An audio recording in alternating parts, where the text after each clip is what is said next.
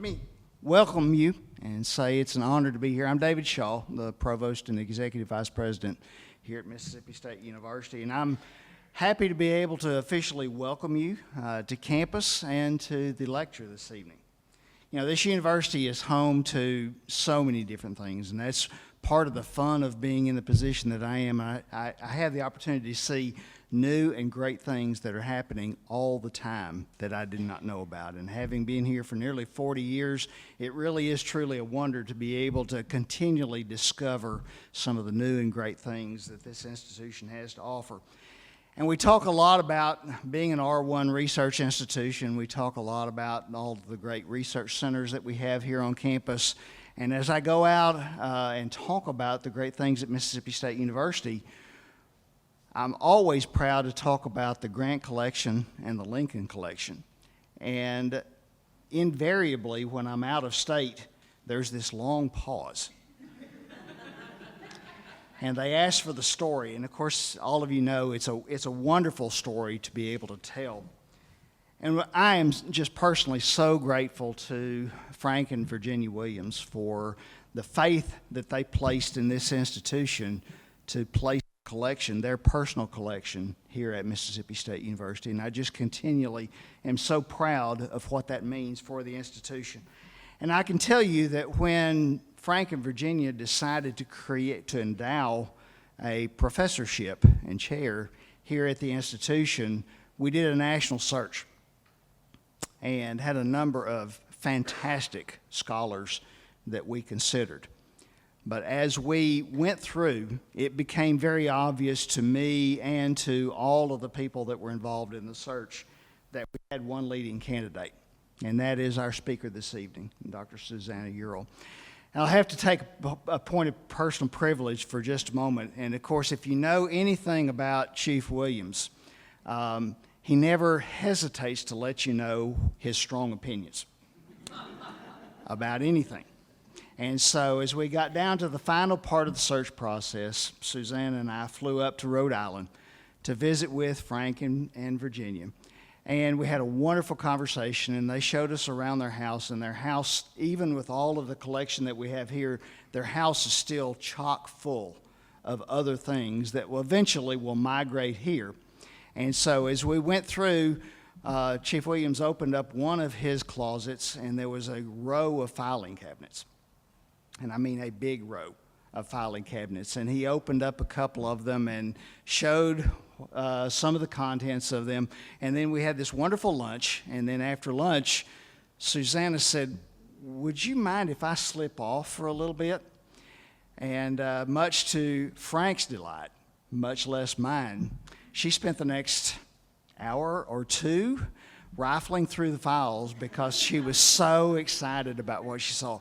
And I don't know who smiled bigger, Frank or me, because Frank was just, as you can imagine, overjoyed that our leading candidate wanted to spend time in his priceless set of possessions. And so as she was in there, we talked about the fact that we were completely convinced at that point in time that she was going to be the inaugural holder of the chair that Frank and Virginia endowed.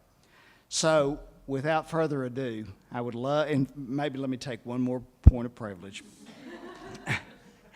As we saw the additional chairs coming in, I said something to Susannah about how much interest people had in what she had to say, and she said, it's not me. You put Lincoln and murder all in the same sentence and you're there.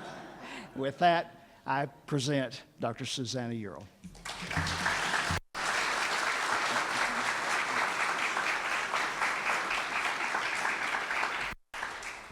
Thank you so much. That's a lovely introduction, Dr. Shaw. Thank you all for coming out. We love the problem of not enough seats, but that doesn't mean you do. So there's still room on a couch. We have one seat up here.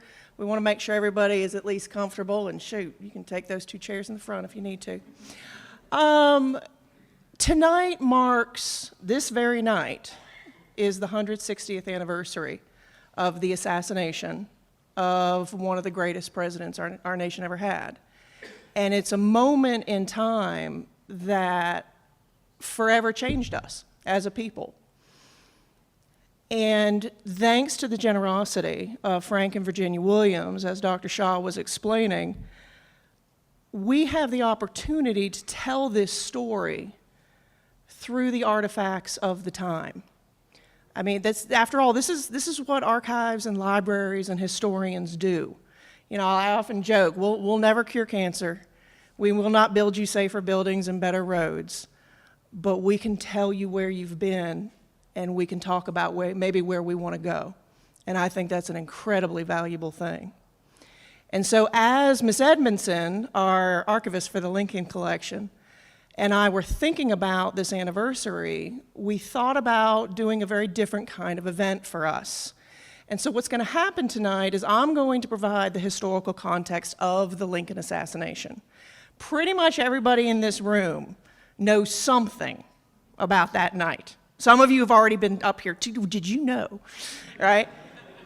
And so my job is in about 35 minutes, which is going to be quick, but I'm not going to speed talk, don't worry, is to try and kind of frame some context. Then Ms. Edmondson's going to offer some closing remarks. Don't get up when she's talking. And then what we'll have is a brief intermission as we kind of make our way upstairs. Take about 10 minutes to do that.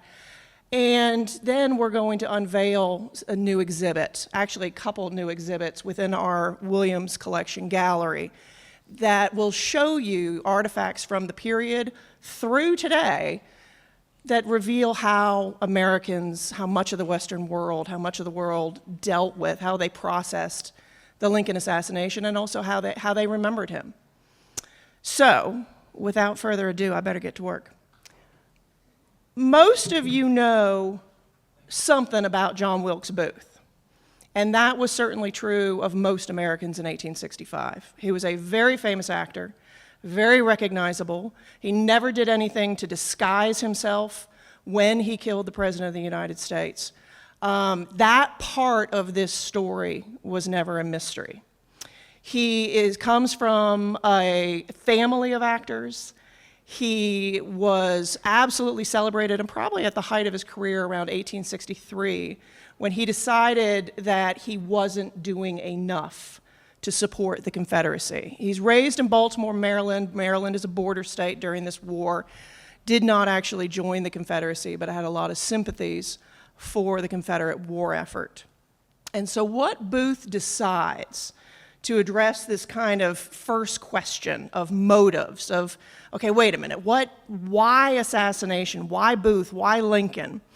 The first thing we need to kind of wrap our heads around is what were Booth's goals? And his number one goal is to find a way to do something dramatic enough to reinvigorate the Confederate war effort, to kind of fuel the energies of war, to get the Confederacy going again. Because by the time you're in late 1864 and early 1865, it's beginning to look like the beginning of the end for the Confederacy. The original plan is not assassination. The original plan was kidnapping. They were going to kidnap President Abraham Lincoln, and they were going to ransom him, and the ransom demand was going to be the release of Confederate prisoners of war. Confederate prisoners of war can then rejoin their various Confederate armies, again reinvigorating the Southern war effort. That is the plan through March of 1865. March 17th, 1865, President Lincoln was supposed to go to a hospital. This was just kind of a public event, very little security. I think one of the things that stuns people is that while the Secret Service is founded in 1865, it was focused on counterfeiting. The Secret Service doesn't actually provide presidential details and security until about 1902. So, I mean, there's never been an assassination of a president before. There's been attempts, but there's never actually been an assassination carried out. And so Booth potentially, and his co-conspirators, who I'm going to introduce you to here in just a second, has the ability to have tremendous access to the President of the United States. If you wanted to go see Abraham Lincoln during the Civil War, you literally just went to the White House and you waited. If he's busy that day, you might have to come back the next day, but you could get in. The Lincolns literally will spend part of the war living at this cottage at the soldiers' home because there's so much public access to the White House, there's basically no privacy. That's what I mean by accessibility. So what might seem insane to us, that Booth and his co-conspirators think they can, A, originally kidnap and then transport and then ransom the President of the United States, is B, not necessarily all that crazy. So this is Booth's plan by the time we get to 1865. He is going to be joined by John Surratt Jr. John Surratt Jr. did work for the Confederate Secret Service. He does have direct ties to the Confederacy. He does do what probably today we would consider spy-type work. Transports messages and supplies across Union and Confederate lines. He is, like his mother, he is Catholic. He is raised in Maryland. The family has a tavern in Surrattsville, Maryland, which is kind of a hub of transportation, hence his ability to kind of travel a lot undetected for the Confederacy. They also have his mother's boarding house, which I'll get to in a minute. His mother is Mary Surratt. She has a boarding house in Washington City, as Washington, D.C. was known at the time. John Surratt Jr. is the connection that John Wilkes Booth wanted to the Confederacy. I mean, if you're going to kidnap the president and negotiate the release of Confederate prisoners of war, you're going to have the Confederate government involved. And John Surratt Jr. had those contacts. But like I said, March 17th was the last time they tried to do the kidnapping plot. What happens is Lincoln changes his plans at the last minute, and then within a couple weeks, on April 9th, Robert E. Lee surrenders his Army of Northern Virginia. That does not mean the war is over. There's this kind of image that, and then the war just poof, it was done. All right, the fighting in Mississippi isn't going to end until the middle of May. The rebellion itself is not declared over until 1866, about a year later. So by no means do things end when Lee surrenders his army on April 9th, but it was the most powerful Confederate army. It was viewed as the biggest threat. He is viewed to the Federals. He is viewed as the most threatening commanding officer for the Confederacy. And that surrender is the signal to Booth that he's going to have to try something else. And so what Booth and John Surratt Jr. and their co-conspirators come up with is a multi-level assassination plan to not just kill the President of the United States, but to kill Vice President Andrew Johnson, Secretary of State William Seward, and potentially Secretary of War Edwin Stanton and General Ulysses S. Grant. So this is how that evolves in April of 1865, from a kidnapping plot to a much more complex, much more violent moment. And what Booth is trying to do is create something that can just shake the North to its core, reinvigorate the South, continue this war effort. There will be investigations, if anybody gets into this question, about if the Confederacy was involved in the assassination plot. Probably not. They were aware of the kidnapping plot, but not assassination. George Atzerodt is one of the co-conspirators who will be with the plan to the end. He's also one of the more hesitant co-conspirators. He's German American. He was viewed as, all right, hold on, historians are supposed to be unbiased and we're supposed to be kind. He talked a lot, he drank a lot, he talked too much about the plans, and so he wasn't their favorite. But he knows the waterways around Washington City, he knows the Potomac, and if you're going to kidnap the President of the United States and sneak him out of Washington down to Richmond, Virginia, to the Confederate capital, you need somebody who knows the road networks, and in the 19th century, your best roads are your waterways. So George Atzerodt is brought in for those skills. When it turns to assassination, he will be assigned the task of killing Vice President Andrew Johnson. David Harold's an interesting case. He is very close with Booth. He is deeply involved in the planning. For years, David Harold was presented in the literature as being mentally challenged, as having learning disabilities, of almost being childlike, and really kind of hero-worshiping this famous actor and not realizing what he was getting himself into.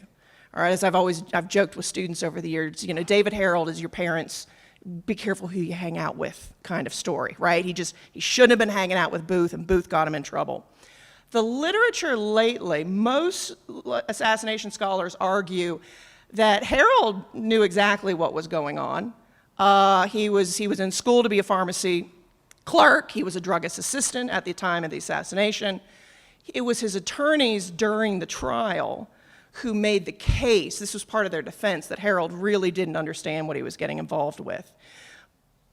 But there's never really a question that Harold is involved because, number one, he goes with one of the co-conspirators to the Secretary of State's house for that assassination attempt, and he also then rides off with John Wilkes Booth after Booth kills Lincoln, and he brags to people along the way that they just killed Lincoln. So there's, I mean, yeah, exactly, there's not a lot of mystery here.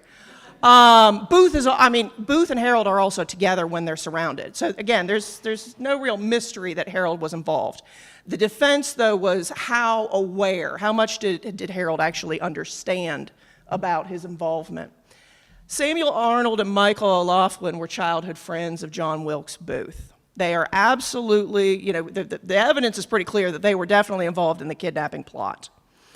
How much further it goes there depends on interpretation. There is evidence that's found during the trial that Arnold was aware and still dedicated to the assassination plan. There's also evidence, though, that he flat out said, look, I'm with you for kidnapping. I'm with you for, that's kind of part of a war effort. I'm not with you for killing presidents. Like, that was never part of the plan. So it gets complicated with Samuel Arnold. Michael O'Laughlin, he's very similar to Arnold in that sense, in that perspective, but there is evidence presented at the trial that argues that O'Laughlin scouted out Secretary of War Edwin Stanton's home the night before the assassination. He actually gets into the home and had to be asked to leave. His defense attorneys are going to say that was a different guy, that wasn't O'Laughlin, but it's going to create problems for O'Laughlin during the trial. Ned Spangler, this is another figure in this story where, I know Ned, it's you, where it could go either way, but most scholars today argue that he was involved on some level. But how involved is the question. Ned Spangler is a stagehand at Ford's Theater. He knows John Wilkes Booth very, very well. They go back years. Booth has played at Ford's Theater. They know each other well. Clearly have a friendly relationship. How close they are is debatable. The night of the assassination, I don't think I'm giving anything away. When Booth, I think we can talk about some of this. When Booth leaps to the stage, and I'll tell that story in a minute, and then he runs backstage to leave out the back of Ford's Theater, he passes Ned Spangler. When people go chasing after Booth, Spangler says something to the effect of, he didn't come this way, or he sends them in the opposite direction that they later find out Booth went. And so there's going to be suspicions that Spangler was absolutely involved, and that's going to plague him through the trial. Lewis Powell, also commonly referred to as Lewis Payne, you'll hear me refer to him either way. I've always told my students over the years, this is the brute squad. If you're going to kidnap a person who's 6'4", and I think sometimes we think of Lincoln as almost like Scarecrow. He's just so thin, almost to the point of being gaunt, really tall, but really gangly. We forget the fact of what a physical life he had well into his 30s and 40s, and he's 56 at the time of the assassination. When the doctors were examining his body, they literally commented about being stunned about just how muscular he still was for this period in his life, for the work he's doing now. Forgetting the fact that this is still the rail splitter, this is still the wrestler, this is still the guy of Kentucky and Illinois days. So if you're going to kidnap that kind of a person, you're going to need somebody who can physically handle that kind of a person. Lewis Payne, or Lewis Powell, was a Confederate veteran. He was wounded and captured at the Battle of Gettysburg in the summer of 1863. He does some other fighting for Confederate forces through 1864, but by the time you get to late 64, early 1865, he is very closely involved with the planning. They have brought him in for the kidnapping plot. When it turns to murder, Lewis Payne, will be assigned the task of killing Secretary of State William Seward, who you see there on the bottom of the slide. And by the way, Powell never denied it. I mean, he was another one of those cases where everybody knew he did it. The defense for Powell or Payne that's offered is he's not mentally aware of what he's doing. He's mentally insane, he's mentally incapacitated, and therefore he should not be charged with it. But there was never any doubt about his involvement. Mary Surratt is probably the most controversial figure tied to the Lincoln assassination. She is the mother of John Surratt Jr. She runs this boarding house that you see here on this slide in Washington City. They have a lot of their planning meetings at her boarding house. Other people who live there at the boarding house will testify about Booth coming there, about Powell coming there, about Surratt coming there. And for years, the defense of Mary Surratt was that she still wasn't heavily involved. She didn't really know what was happening. If you get into these mysteries, my favorite book on Mary Surratt is called The Assassin's Accomplice. And Kate Clifford Larson is the author. She started the project to prove Mary Surratt's innocence. And as she did her research, she said the evidence was even more overwhelming than it was at the time of the trial, that Mrs. Surratt was heavily involved. She knew exactly what was going on. In some ways, this isn't surprising, right? We're like 19th century women were involved in all sorts of things. She's a widow with 2 different businesses. I mean, she would have potentially could have been involved. But for years, the argument is that she is a case of a real miscarriage of justice. Much more recently, though, especially with Kate Larson's book, it's a wonderful book to read, by the way. It's a great one to use in the classroom for any educators in here because it's a great reminder of you come up with your hypothesis, but then you got to follow the evidence, which is what she does.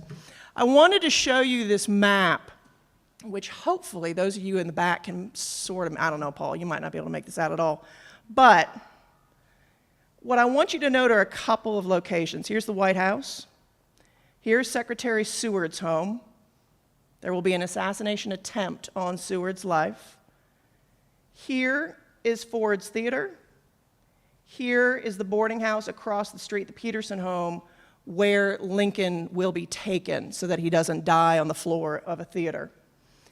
There's Mary Surratt's boarding house. Here's the home where some of the last planning was done by the conspirators, literally on the same block as Ford's Theater. And here's Kirkwood House, where Vice President Johnson was living at the time of the assassination. And then you can see where John Wilkes Booth lived there. My point with this map is for you to get a sense of just how compact this story is and how much of this is happening just within a couple of city blocks of each other. All right. On the evening of April 14th, 1865, 160 years ago tonight, Abraham Lincoln and his wife, Mary Todd Lincoln, decide that they are going to take a night off. The war is by no means over, but Lincoln is finally feeling like he's relaxed enough that he can take an evening off. They invite several people, several different couples, to join them at Ford's Theater that evening to see the play, Our American Cousin, very, very popular play, popular cast. Mary Todd Lincoln was a complex individual. Ms. Edmondson and I know we often think about how to present her fairly. The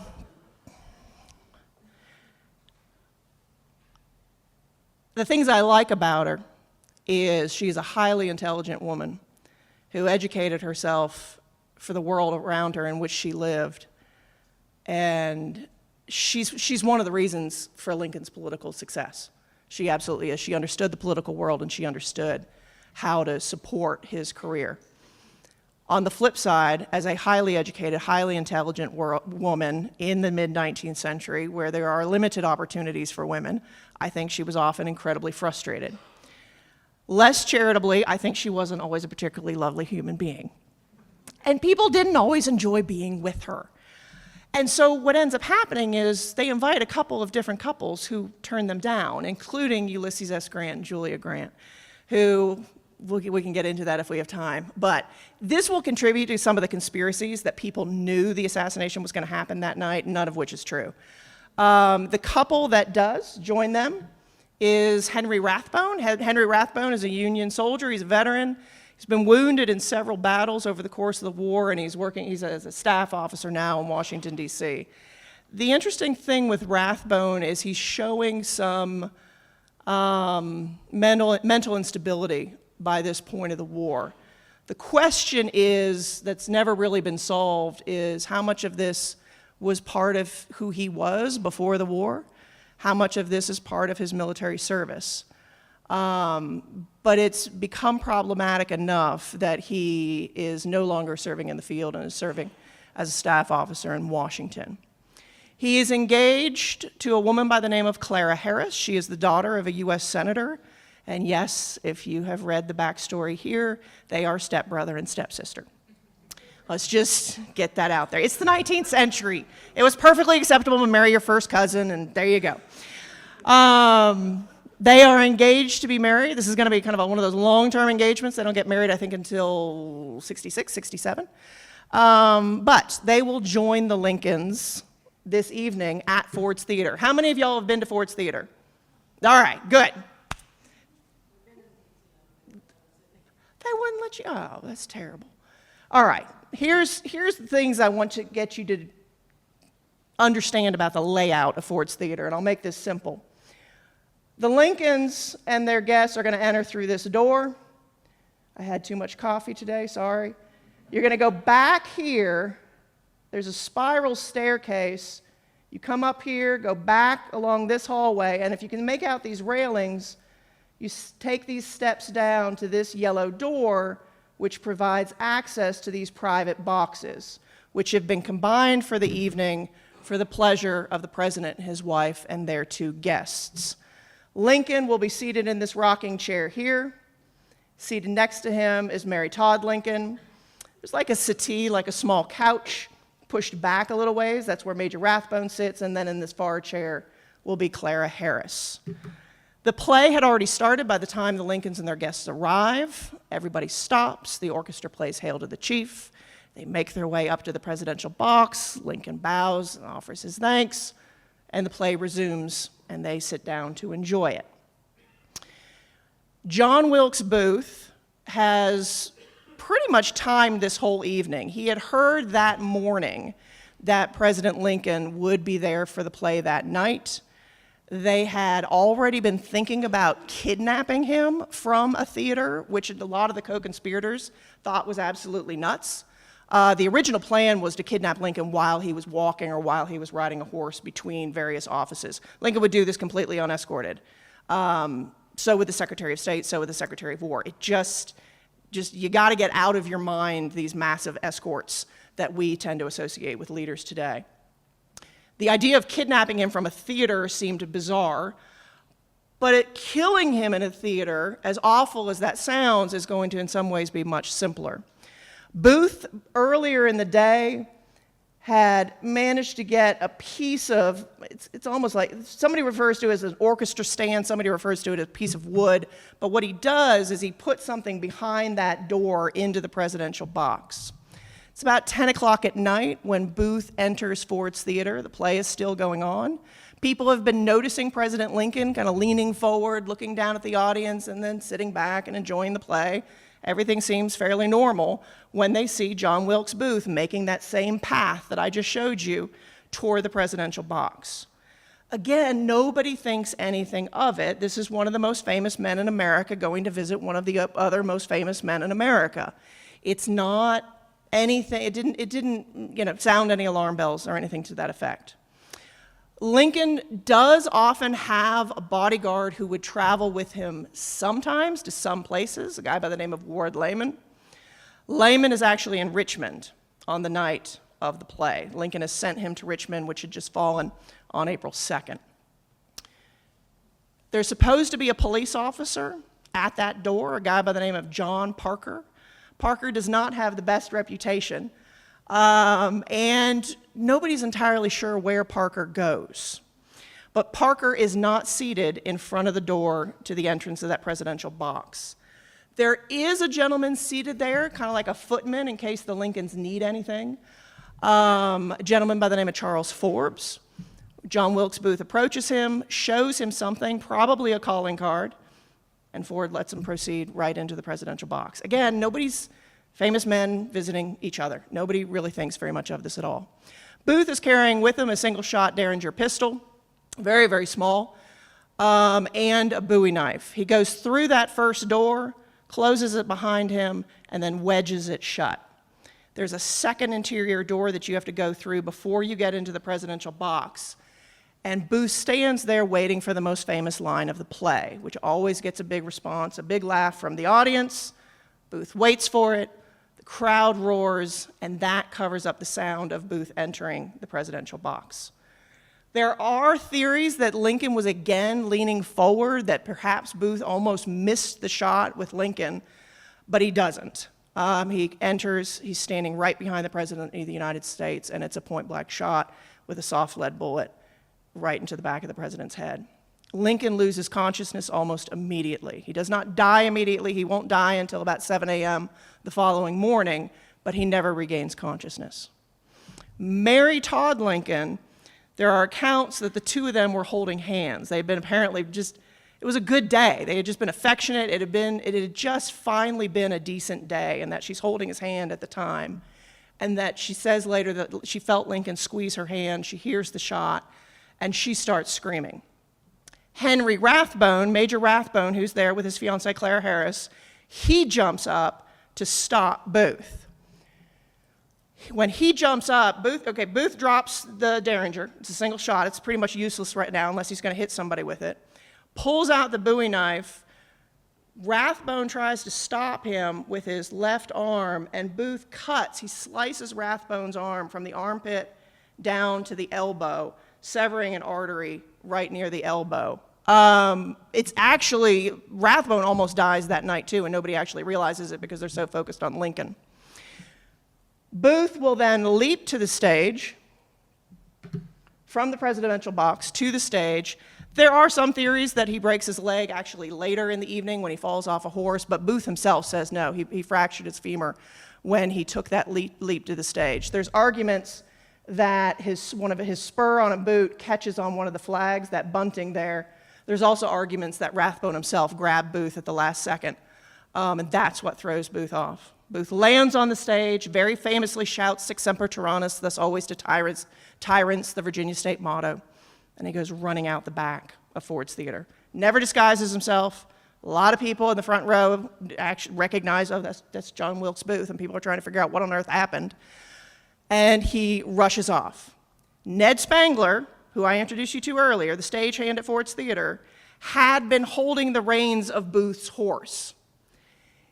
When Booth rode up, had handed Ned Spangler his horse. Ned Spangler only held the reins for a little while. I think he testified about 5 to 10 minutes before he turned them over to kind of a jack of all trades who worked at the theater, who was nicknamed Peanuts. And then Ned Spangler went back to doing his work for the night. I mean, there's a play on, and he's a stagehand. He's a little busy.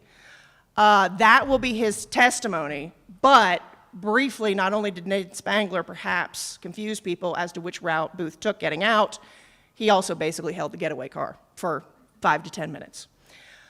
Booth is going to ride off into the darkness. They make it across the Navy Yard Bridge, across the Potomac, basically convincing the guard at the bridge that, he's trying to get home late and can't you just let me across, and I just need to go ahead and get across. David Harold's going to use the same argument, and just kind of one guy to another, it's a late night, I was out late, I need to get home, can't you help a guy out? And that's how David Harold also gets off across that bridge before all the bridges are really, really shut down surrounding Washington. That same night, Lewis Payne goes to the home of Secretary of State William Seward. Seward has been in a carriage accident a couple weeks earlier. He's pretty much bedridden, recovering from his injuries. Lewis Payne, or Lewis Powell, whichever name you want to use, goes to the door. He says he has some medicine to deliver for the secretary. And The gentleman who answers the door basically tries to say, you can give it to me, and Lewis Powell says, no, I actually need to deliver it in person. I have specific instructions. There's kind of a little bit of a kerfuffle, if you will, at the front door as Powell forces his way into the home. One of Seward's sons is on the landing coming down the stairs trying to figure out what happens when Powell tries to get past him. He tries to fire his weapon at him, the weapon misfires, and so Powell will crack him on the skull. Splits his skull, Seward's son will be in a coma for 60 days. They really did not think he was going to survive. Powell is going to keep making his way up the stairs within the Seward's home. Secretary of State Seward's daughter opens the door to try and see what the commotion is outside, and she says father is sleeping, basically telling everybody to try and keep it down. She has no idea what's been happening outside the door. By saying father is sleeping, this is a 20-year-old young woman. She inadvertently tips off Powell exactly where the secretary is, so now he goes racing into that room. The only real protection for him is a wounded Union soldier who's physically fit enough to be basically staying with Seward, basically to run errands more than any kind of protection. And then there's Fanny Seward, his 20-year-old daughter. Powell takes out a knife, again, a very long, large blade knife, goes rushing into the room. The soldier, the attendant, tries to stop him. He's thrown. Fanny Seward tries to stop Powell. She's thrown. And Powell jumps on the bed and starts stabbing Secretary of State William Seward.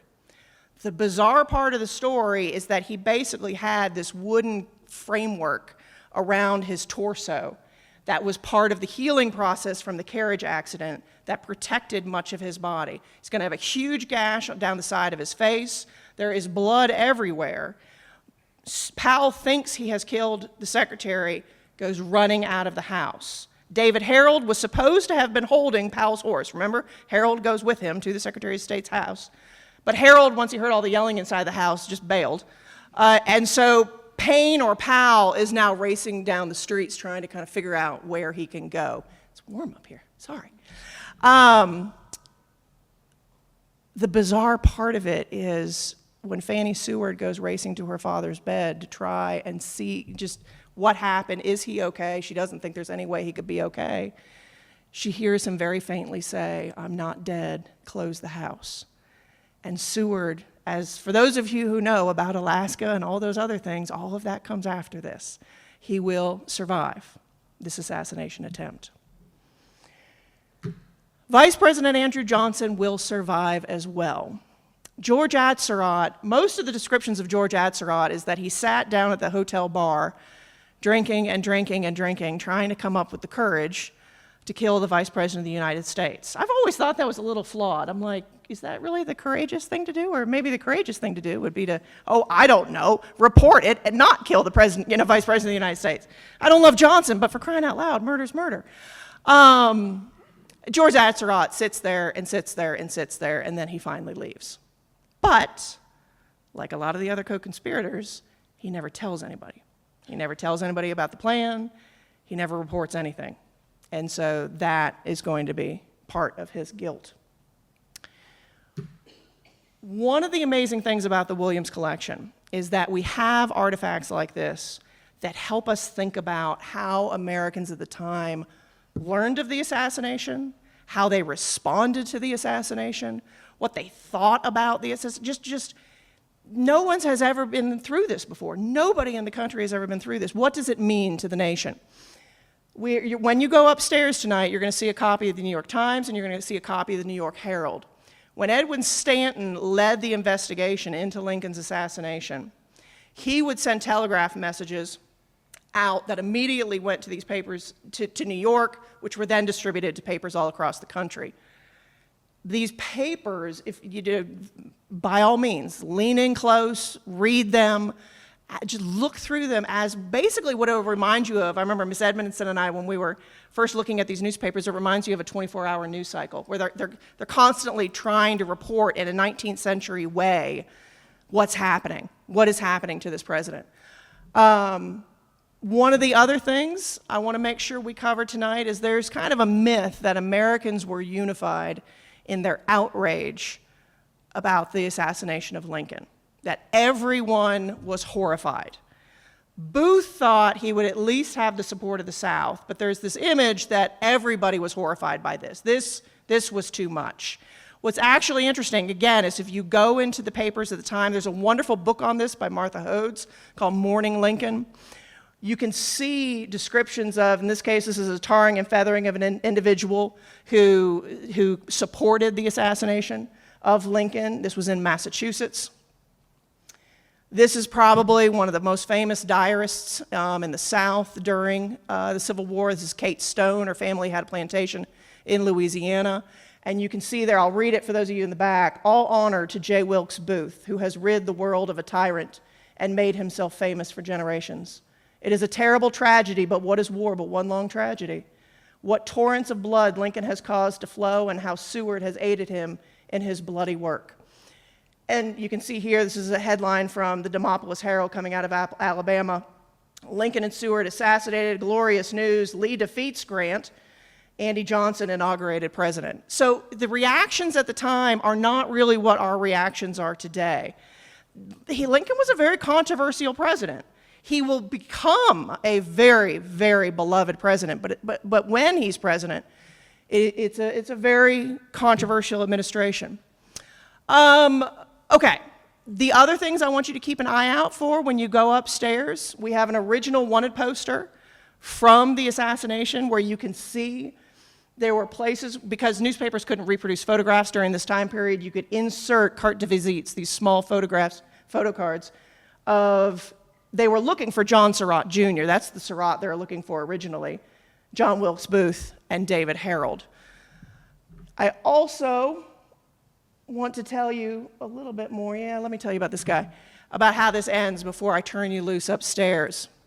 When John Wilkes Booth and David Harold run off into the night of April 14th, they are going to be constantly on the run. There's an reward out for their capture. The entire U.S. Army and Navy has been mobilized to go after them. Everybody is looking for them.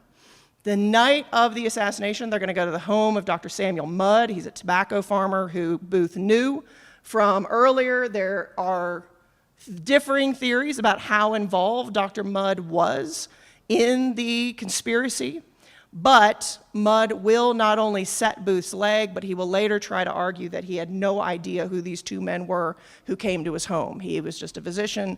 One of them was injured, and he tried to help them. Later, neighbors are going to talk about the fact that no, they had seen Mudd and Booth together on numerous occasions, and Mudd knew him very well. This is how Mudd is going to run into problems during the trial. Eventually, Booth and Harold are going to be surrounded in a tobacco barn.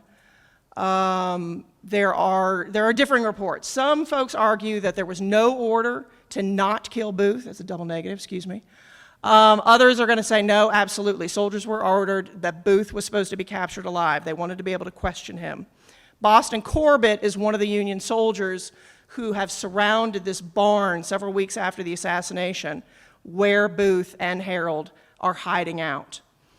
They are going to set fire to the barn. Harold says he wants to surrender, so Harold is allowed to come out. He is captured, David Harold. Booth keeps arguing for terms. He wants to have a duel. Basically, assassination scholars are arguing that Booth was looking for a way to die as painlessly as possible. Finally, what happens is, potentially against orders, the Union soldier by the name of Boston Corbett shoots Booth. He can see him through slats in the barn, severs his spine, and Booth will die several hours later. The trial itself is controversial for several reasons. Number one, it was a military trial. Former Attorney General Bates argued that it should be a civilian trial. President Johnson and the standing Attorney General argued there's still a war going on and the Commander-in-Chief has just been assassinated. This is a military trial. You don't need a unanimous vote for execution. You just needed a 2/3 majority. It is a very, very swift trial, even for the 19th century. As you can see, by July, the trial will be over. There are controversial aspects of the trial that last to this day. The fact that the prisoners had to wear hoods, and you can see these here, this is a photograph from the Smithsonian collection, They had to wear these padded hoods, basically so they couldn't see each other and they couldn't communicate. Horrified, even just about everybody, when they were brought in to the courtroom still wearing these hoods. By about June, the hoods are going to be removed. There's other aspects of the trial. They could not testify on their own behalf. They could not speak in their own defense. And there's arguments that basically Secretary of War Edwin Stanton, who led the trial, was seeking vengeance, and that the nation was in large part seeking vengeance. On the flip side, even people who argue that they probably got the conspirators right of who did what. The sentencing is still controversial, but not necessarily involvement. There are 8 people on trial. Samuel Mudd, who I just showed you, the doctor who set Booth's leg. The 4 main conspirators, Lewis Payne, who tried to kill Secretary of State William Seward, David Harold, who runs off with John Wilkes Booth, George Atzerodt, and Mary Surratt. And then they are also joined in the trial by, Michael O'Loughlin, Samuel Arnold, and I'm forgetting one. Who am I forgetting?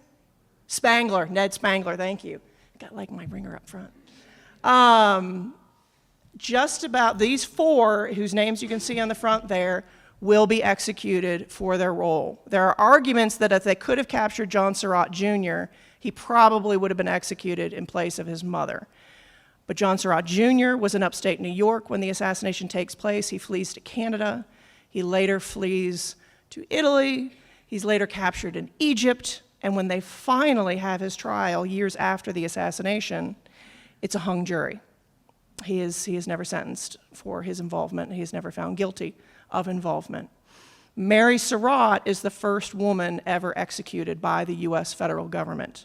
And like I said, hers was probably the most controversial. Samuel Arnold, Michael O'Loughlin, and Samuel Mudd all received life sentences. Ned Spangler receives a 6-year term.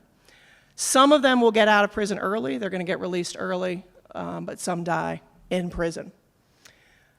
When you go upstairs, like I said, be sure to take a look at the wanted poster. We also have an original playbill from the play that night.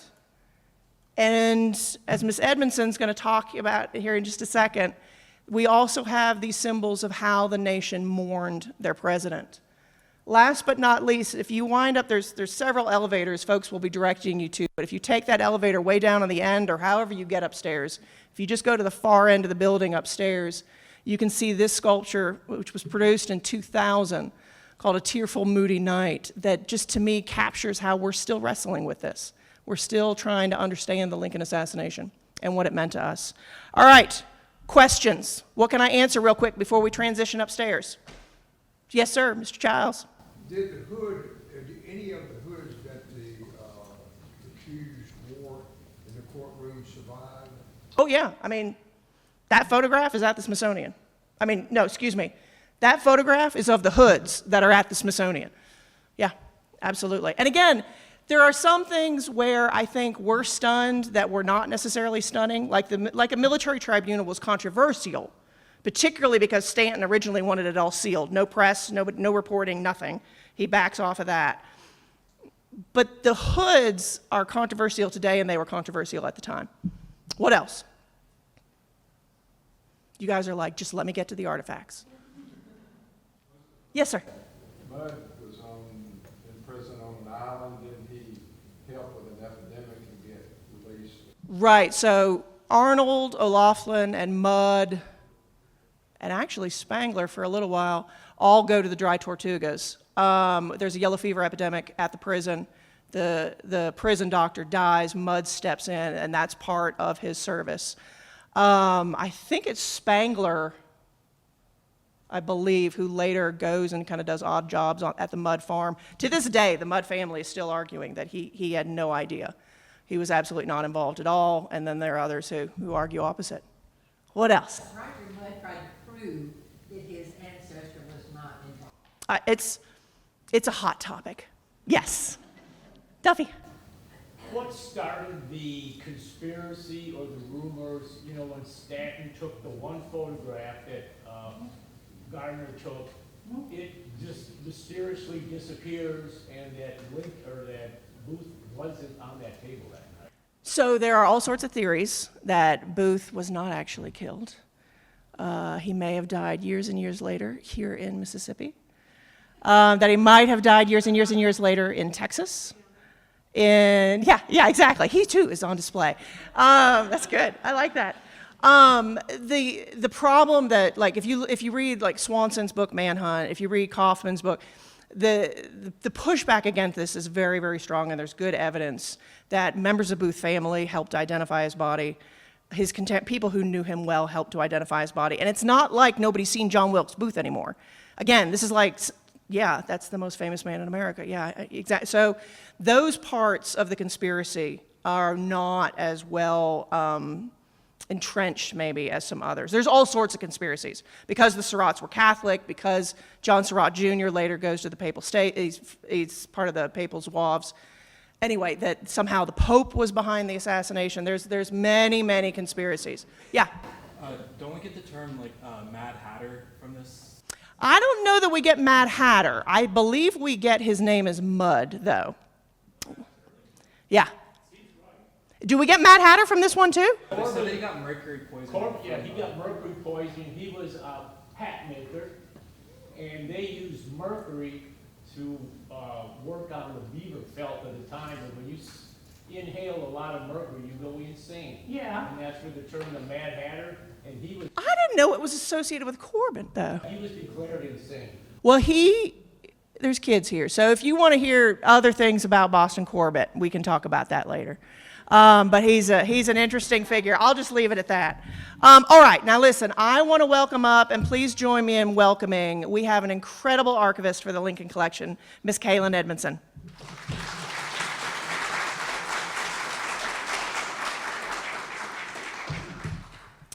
This is my first time using this, so bear with me. Thank you all for coming to this event. I was not expecting us to have to drag in more chairs and to pull up the couches. But again, thank you so much for coming. And I want to give another round of applause to Dr. Ural for her wonderful talk.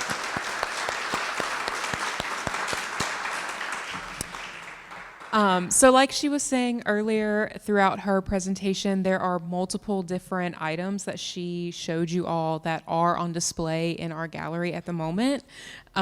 So please take a look for those. They're all really interesting, and I have probably one of the most interesting jobs ever, getting to play in all of these things every single day. But what we're going to do is to give everybody time to kind of meander their way up there, and also restroom breaks. We're going to take a 10-minute intermission. So please, once you're all dismissed, there will be people stationed at the elevators outside this store. There will be people stationed at the breezeway to help guide you and direct you to the bathrooms. And then also there will be someone else at the freight elevator at the very end. And the good thing about a freight elevator, a lot of people can fit in there. There's also stairs if you do prefer to take the stairs. But please join us upstairs to look at this really cool exhibit that we have been working on since December. And also there will be refreshments upstairs. So your 10 minutes starts now. 7:05, if you could all be upstairs for the unveiling, where we'll talk a little bit more about the exhibit, that would be great. Thank you so much.